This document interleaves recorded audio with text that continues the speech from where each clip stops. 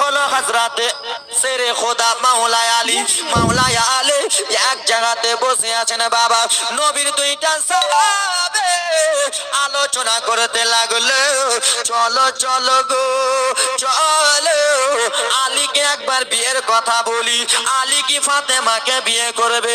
আলীকে যে বলবো। দুইজন সাহাবী টুক টুক টুক টুক করে জননী চলে গেল। মাওলানা আলী এক জায়গাতে বসে আছেন।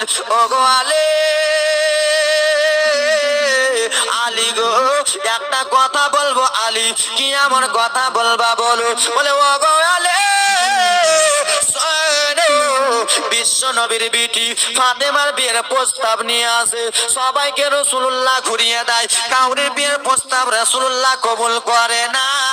ওগো আলী শোনো, আমি উমর বললাম, আমারও প্রস্তাব ঘুরিয়ে দিল।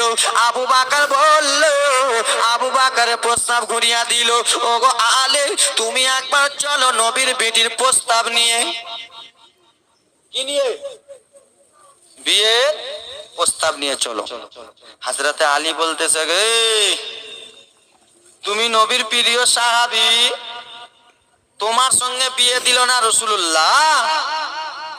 ওগো উমর, তোমাকে দেখে তো মদিনার লোকেরা কাঁপে, মক্কার লোকেরা কাঁপে তোমার তলোয়ারি দেখে। তোমার সঙ্গে বিয়ে দিল না, আর আমি রাসূলুল্লাহর বাড়িতে কাজ করি, আর আমার নবী আমার সঙ্গে বিয়ে দেবে? এটা জীবনে হবে না। হবে গো? জীবনে হবে না। সেই সময় বললো, আলী তুমি চলো না। বলেন না, এটা আমার দ্বারা হবে না, আমি রাসূলুল্লাহর বাড়ি